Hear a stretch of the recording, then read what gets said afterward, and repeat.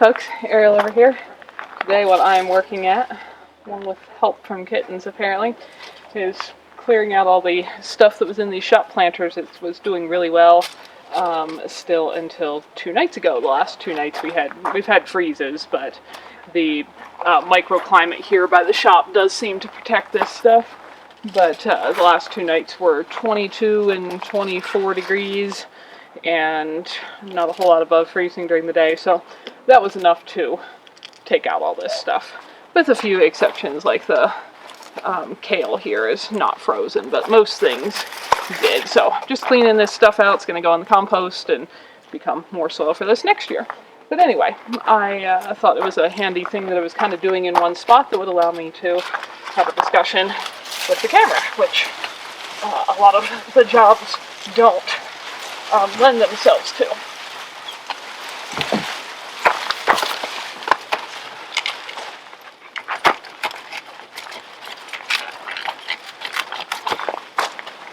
A few of these sunflower stalks are more like cutting down trees, and I've got some heads to harvest off the end there, so I'm laying these off to the side. But anyway, the plants aren't really what I was planning to talk about today. I also have some corn ears that I'm not sure how mature they are that I'm going to harvest off of these stalks and so on. But what I wanted to talk about was answering a few questions on our house build and kind of how we're thinking about what we're building in the first place. So people have different goals when they build houses. Some people want to make it all a huge mansion. Some people want to have it be a tiny house. Some people want it to be totally modern and everything, on Wi-Fi and a smart house. Some people want to build a very old-fashioned house, etc. I'd say our goal for us was probably best summarized by we wanted it to be a practical house. So for us, that has some specific qualifications, for our lifestyle, what we like, and so on. We didn't have our hearts set on building. We had looked at a lot of properties that had older homes on them, usually something that was going to need a good bit of work, but that was fine. But none of them ended up working out for one reason or another. Someone else's offer was accepted. The house had too much structural damage and wasn't salvageable. One thing or another happened, and we ended up with bare land and building our own. So that's what we're doing. So for practicality, the first thing it needed to do was function really well for our lifestyle, and that would be a whole host of different things, but it has to have space for the things that are important to us, which, as far as inside, is mostly cooking and having a place to sleep and, sit and relax and look at the fire in the evenings and long winter days. It needed to have the kind of utilities and appliances that we wanted, like a wood stove for heating and so on. It needed to service our particular way we do things, like having a bathroom somewhere where you have to track through the entire house to get to the bathroom when you come in from outside is not a good layout for us, because we are often outside working much of the day, especially all summer, and somewhat dirty, things you'd rather not track into your living room, etc. And so having the bathroom located close to the front door so you could walk through, in our layout here that we've got, you'll be able to walk through the front door and then the mud room, which is just a couple feet for places for boots and coats and such, Arctic entry, whatever different people call it, and then the very next door, like a foot from that, is the bathroom. So then you don't have to go through the kitchen or living room or a bedroom or anything else to get to it. And that's just something we've learned over time with us working together, doing things our way, would be important for us. Everyone is going to, of course, have their own priorities and their own lifestyle and so on, so that's not by any means the same for everybody. We also, that's some of the actual layout of the structure. We also want it to be practical as far as maintenance, cleaning, heating, cooling, all of those kinds of functions. And so that led to decisions about where to put the wood stove dead center in the house. That's practical for both heating a whole house with wood and because we wanted the chimney to be pretty close to the center of the roof, because when you live somewhere with a lot of snow that sheds off a roof, if you don't do that and your chimney is further down or toward an edge, it's not right away and not every winter, but it's very prone to having the snow shear your chimney off, or at least pry on it and cause leaks and so on. So there was decisions like that because of the practicality of that. The roof line, having the mudroom Arctic entry has kind of its own little identical roof, just like the big one, but one a single pitched roof, like one point in the middle, one side coming down from each side. No hips, no valleys. Again, in snow country, those are all places where snow and ice collect. You get ice dams. It tends to pry on the roofing. You tend to get leaks over time, or to not get leaks, you have to put in heat tape and run electricity to run that, and so on. So there's just a whole host of issues with that in snow country.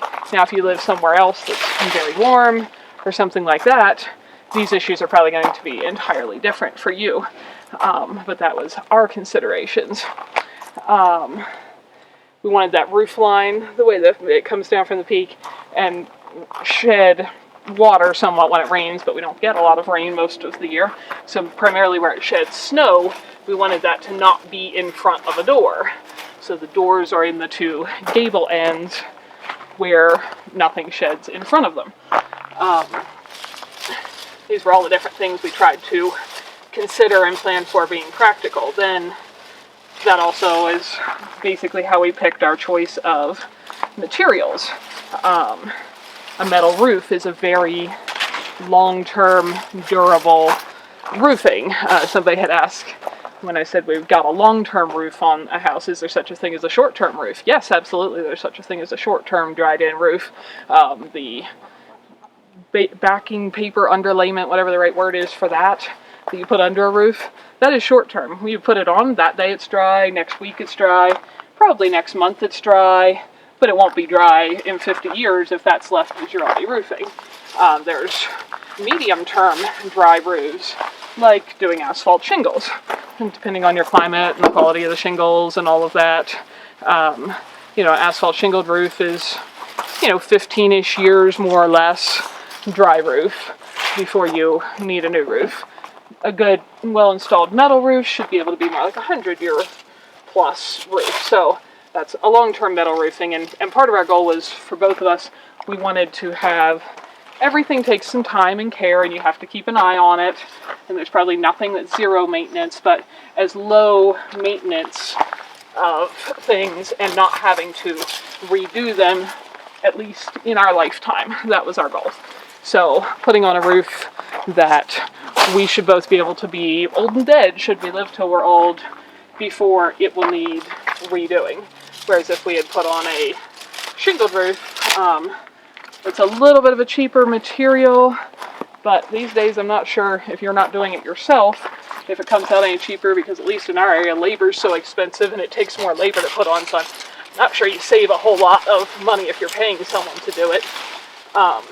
But anyway, that we would have to just count on redoing after a while with new shingles, because that's how that material works, and so on. So we picked a metal roof for its long-term durability and its fireproofing. As you probably saw if you watched videos here regularly, we had a wildfire fairly close to our house. It did not threaten our house, did not harm anything, for which we are very thankful. As far as our property, it burned 4,000 something acres of trees, but it is always a risk in this part of the world that there will be wildfires, and so we wanted something that the roof was not flammable on, which is yet another reason to pick a metal roof. The siding that we're putting on, which I'm not sure which order I'll get these videos together. I don't know if you'll see the video of working on siding. It's not done, but we're working on it before or after you see this one. But we went with a concrete board siding that is, like Clay said, kind of a pain to install because it's not the most fun to work with material. But again, we picked that for its long-term durability and fireproofing. So the exterior of the house should be, you could still burn a house down from inside, certainly, but the exterior should be fireproof. It's metal and concrete, and that is what is on the exterior. And glass on the windows. So that's how we picked a lot of our material choices. Then especially once you get more to the interior, which we are not really working on yet, but are looking forward to working on this winter. Probably go into a lot more of this then, but I wanted materials that were durable, useful, didn't require lots of special care. I've cleaned other people's houses off and on through the years for a living, and so I've had opportunities to clean lots of different kinds of materials and finishes and so on, and I have developed some strong feelings about ones that I do not like maintaining because they're fiddly or difficult, or they need replacing, or they wear out, or all these different things.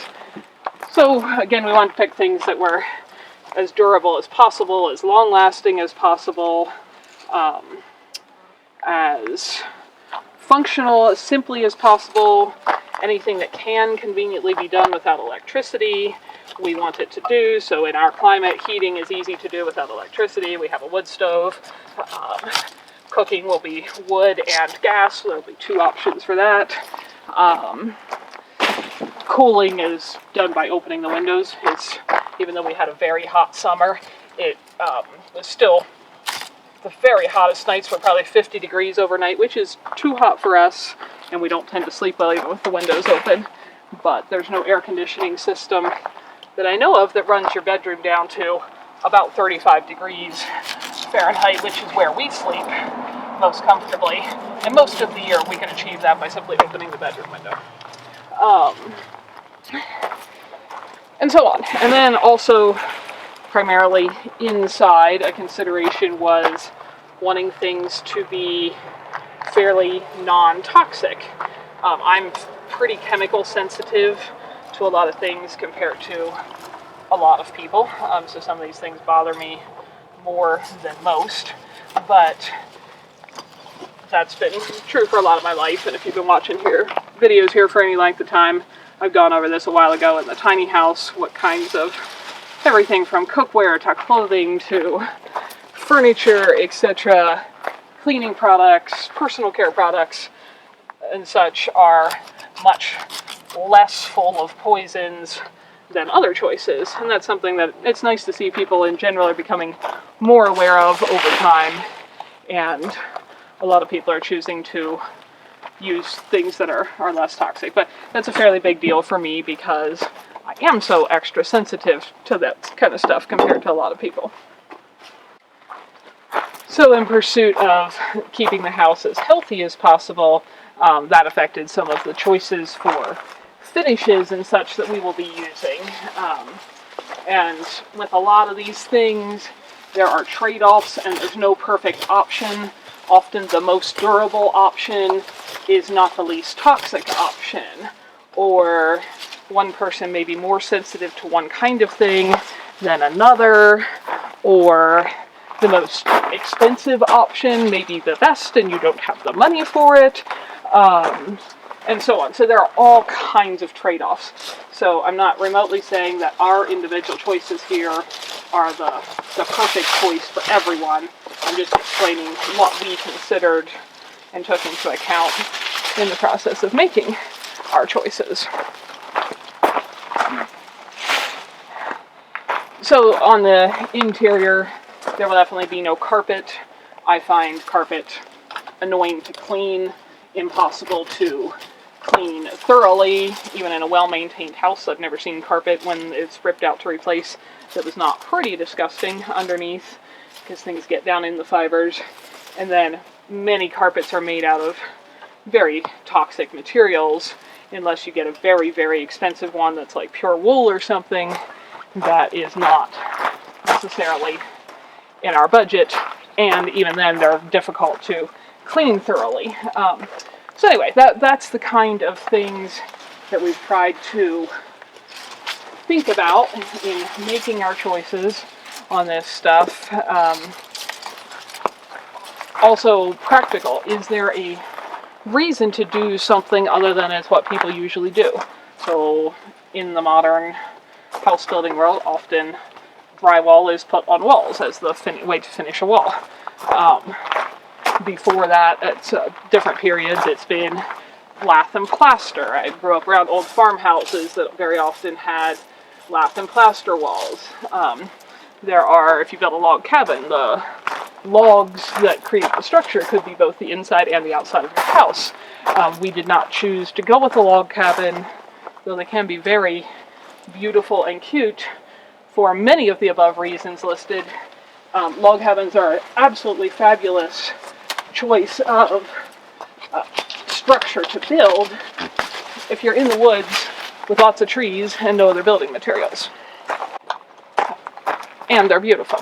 But if you're not in the woods with lots of trees and no other building materials, they don't tend to be nearly as long-term of a structure. And here I'm talking more about I think it was the Western Mountain log cabin, built out of lodgepole pine. Usually that's the trees that grow in this part of the world. I do know there are log buildings in Tennessee, near where I have some friends, that have held up for hundreds of years. They generally are built out of hardwoods. Hardwoods do not grow in this part of the world. And yes, you could ship them from the other side of the country and put them together and so on. And we certainly did not have some standard of not purchasing any materials that weren't local, but it's not a real practical choice in our location, and the kind of logs from the kind of softwood trees that grow here do not hold up long term. They tend to decompose, they take a lot of maintenance, they check, they crack, they need resealed, they need rechinked, they're leaky, they just not a very durable or very solid long-term structure. So that's why we chose to not build a log structure. And so on. So in every one of these decisions, like I said, I'm not sure if there's any perfect, this is the best choice, but trying to weigh cost, work to install, long-term durability, long-term maintenance, function, toxicity, all of these things. This was what we tried to weigh and make the best decisions we could for us, for our house. And so what we're ending up with is a little box with a roof that, I'm so delighted, does not shed snow in front of any doorway at all. This thing is like sawing down a tree.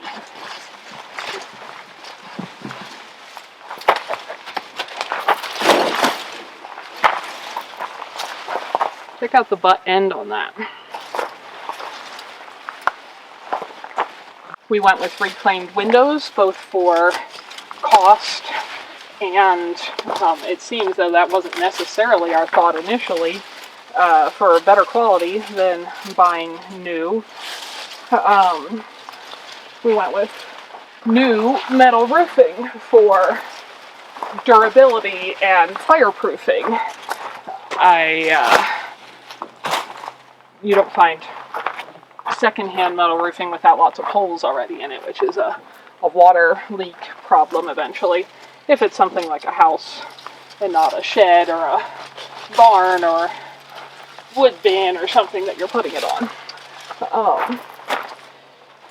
And I'm really excited this winter to get to showing you stuff on the inside, because I have been A lot of things inside, even more than outside, will be secondhand and old.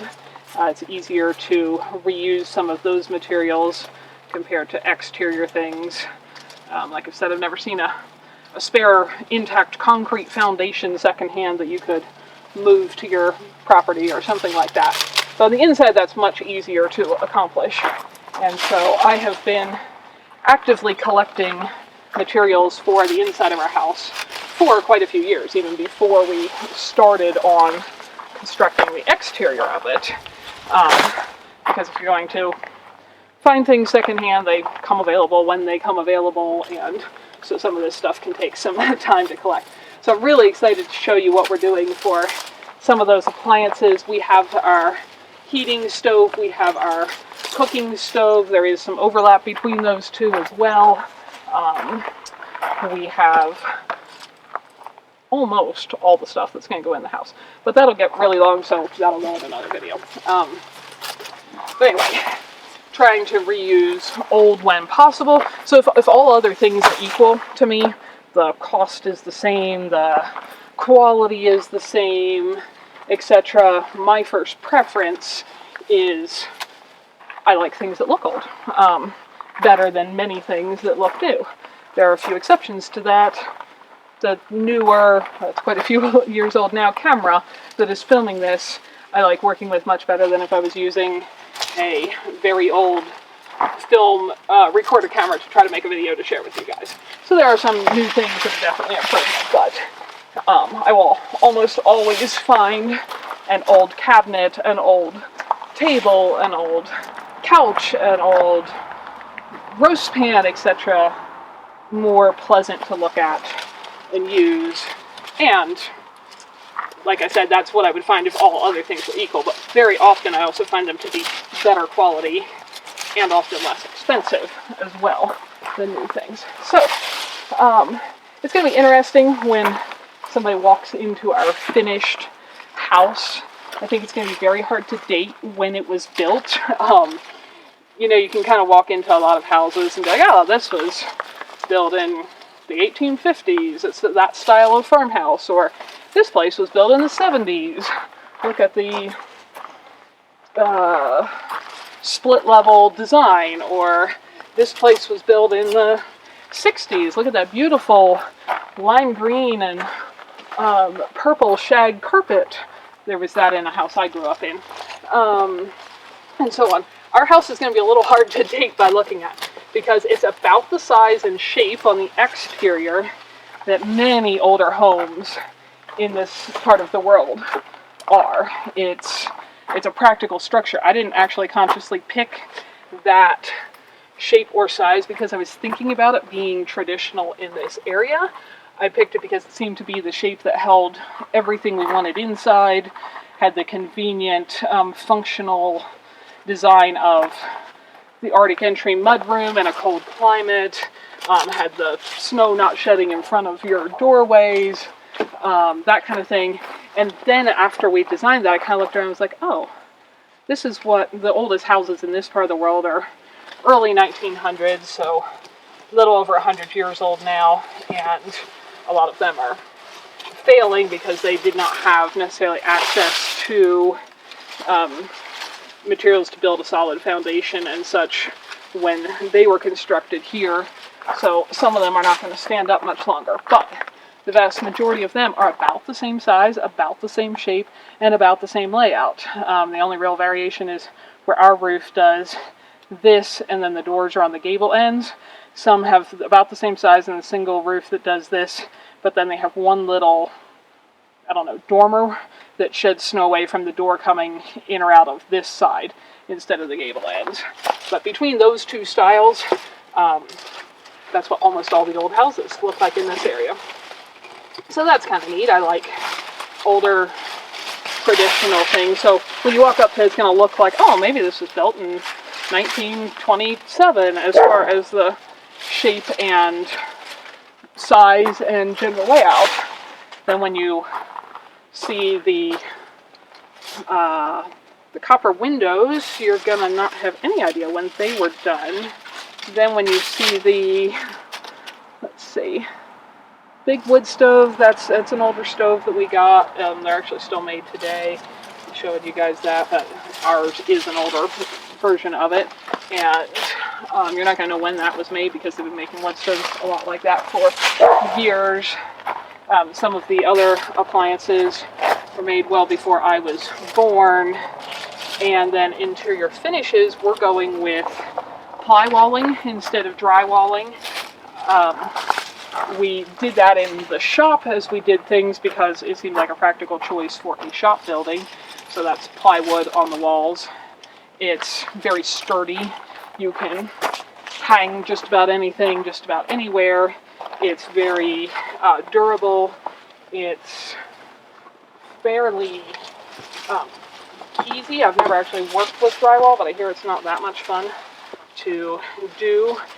And it provides a lot of structural strength and stability to a building. If both sides of a wall are sheeted with something, it just makes it much more stable. If you ever played with Legos as a kid and, stacked up the, not Legos, that's not what I'm thinking. Well, then too, if you don't overlap the ends, Lincoln logs, and you stack up your corner logs like this, and you can push on a corner and twist the whole building. Having something sheeted sideways like that provides a lot more stability. Before there was things like plywood sheets, it was often done in this area with diagonal boards to help tie it together. Still see that on a lot of older barns and so on that are standing in the area. But anyway, it's helpful for that. And I kind of like that it has a little bit of texture to it. We're not going to make any effort to pretend it's not plywood. I mean, I'm planning to paint it. Probably nice and white because that makes a house better lit and bright and cheerful. That's my personal taste. Different people like different things. But it's going to have some texture. You'll be able to tell there's wood on the walls. I don't find that objectionable. I'm sure some people think that's weird.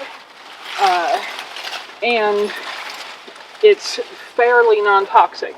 Most plywoods do have some formaldehyde that off-gases. It is one of those things that, from what I'm told and read from people who study this and run tests on it and all of that, and yes, I am harvesting these little squashes. Their vines are dead, but we are going to eat these later on, all the ones that got mature, and the chickens in the compost will eat the ones that didn't quite. That off-gases fairly rapidly, so that all the plywood that's going to be on the inside of the house, and on the outside for that matter, we had acquired not this fall, but last fall. It's been sitting under our shed, being in dry storage, and having the opportunity for all of that to dissipate from its manufacture. The studies I saw said that dissipated in like less than a week, and this has had more than a year to get rid of all of that before we will actually be installing it in the house, much less moving in. So, like I said, there's not necessarily any perfect choices on some of this stuff, but that's the kinds of things we're thinking of. So that will be sturdy, durable, not the kind of wall that you can put your fist through if you lose your temper. You'll just break your knuckles. And it's kind of nice if you do want to hang a picture or something, you don't have to find a stud unless it's something really massively heavy. It'll hold just about anything you want to attach to it. So that's what we're doing on the walls. I've got a really fun plan we've just come up with recently for the floor that you'll see when we get to that. It's also going to be very non-traditional, and I think I had the idea in my own head. I don't think I had ever seen that I was conscious of anyone else do this, but when I looked it up, other people have done it, so obviously I did not first think of it myself, but I think I did think of it all by myself. And like I said, most other things in there are going to be secondhand. There's not going to be plastic on any exterior finish of any kind, not vinyl, not carpet, not particle board furniture, all of that stuff. I find you can often get old furniture, etc., often for less than new, and it's much more solid and much more stable and much more built out of things like real wood, which is wonderful. So that's kind of how we've been thinking about our choices Oh, and then on the layout, we wanted to, like, how do we actually live? This house is not built for other theoretical people and what the biggest mass market may want. That's for sure. It is built for us and how we live. So we have a, what might be considered a fairly small bedroom, but all we do in our bedroom is sleep and some other activities that happen in a bed. We don't hang out in there, we don't watch movies in there, etc. We don't usually heat our bedroom at all because we both like to sleep in the cold, as I mentioned, so we tend to keep the door shut to the rest of the house. So while the rest of the house can be very toasty and cozy, the bedroom is usually quite cool. So we didn't need a particularly large bedroom space for any of that.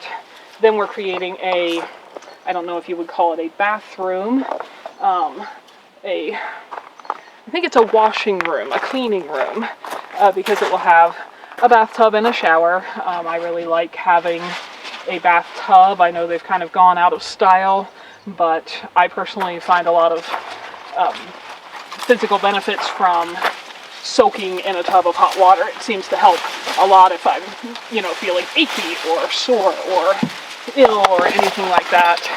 And so while Clay could live without a tub happily, that was something I really wanted. So there will be a tub and a shower. There will also, that same room will also contain our hand washing machine, and so that will be where we do laundry. It will also contain the closet that pretty much holds all of our clothing, because with the way other things worked out, it didn't really make sense to put that closet space into the same spot we were having our bedroom space, and I think it will actually be much more convenient for many reasons, because I can do laundry and put clothes away right there. Clay and I, while we do most things together, don't always get up at the exact same time, and so if one of us happens to wake up before the other and wants to do things, like get dressed and go about their day, they'll be able to go get their clothes and turn lights on and not disturb the other one who is still resting. Won't have to take clothing from the laundry room to a bedroom to put it away, so that should just be pretty efficient all in one spot. It will also have a sink and such for toiletries, teeth brushing, hand washing. It will have a composting toilet because we are continuing using that. I have no plans to do anything else. The other water from bathing, dishwashing, etc. is going into a gray water drain field. So that is not how a typical house is set up these days in America, but we're picking what seems to work well for us, our spot, our lifestyle, the layout of the property, and the views we wanted or the views we wanted to not have, all that kind of stuff, all went into picking this particular design. And we keep making some little edits to it too. Fortunately, that's a benefit of building it yourself and doing it slowly as you have time. Just the other day, we moved an interior wall again. By moved, I mean in our plans, it's not built yet, but we were walking around in there and Clay said, oh, this space over here seems too big and this seems too crowded. Why don't we move this over there a little bit again? And I was like, yeah, that seems like a way better design. Why didn't we think of that in the first place? Not any big changes, but the kind that you can do when you're the one building it, and so you can walk around in a space and feel it. And for me, that's also really helpful. I can draw a pretty picture on paper, but we do a lot of going in the house and laying out just little wood cut-off scraps from building. You're like, okay, so this is going to be a wall, and then the cabinet comes out this far, and then if the door swings here, does that feel too tight or anything? You can lay that all on the floor and kind of walk through it and be like, no, that feels okay, or yeah, that needs to move a little. I find that extremely helpful to do. I know some people designing tiny houses have done it by getting your trailer deck you're going to build your house on wheels on and using masking tape to draw out everything and walk around in it and so on. Different people visualize things differently. I find that helpful for me. So we're still making little edits, so hopefully by the time we get it all finished, we will not have too many things that we wish we had done differently. I'm sure there will be something that will come up that we'll think, oh, it would have been nicer to have that a different way. But hopefully we'll have worked out most of those details by the time we actually get it built.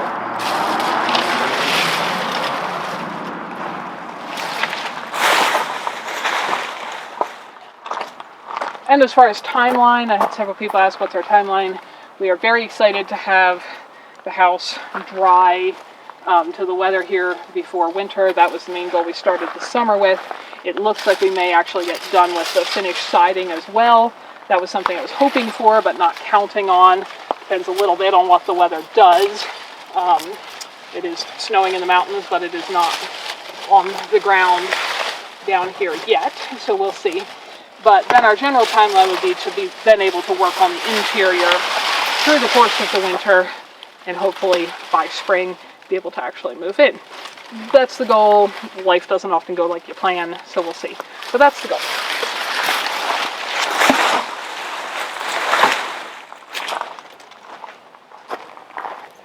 So that's some of our thoughts in how and why we're making the building choices we are. And next, or just before this, you should see us working on the siding, getting some of that stuff done, and then I'll actually show you some of the stuff I've been collecting to put in the inside. As I said, I've been collecting for quite a while, working on that, and I'm excited to show that to you. And then, of course, we'll have all winter hopefully seeing us working on the inside. So, hopefully that answers a few questions. I do have a goal of getting another actual Q&A video done when I have time to sit down. And like have my laptop and look at everyone's questions. We do read them, we do talk about them, but read them off and do a Q&A on that. But hopefully that answers a few questions till I get time to do that. Thank you everyone for watching. It means a lot, and I hope you learned something along the way. If you know somebody else who would enjoy this as well, share it with them.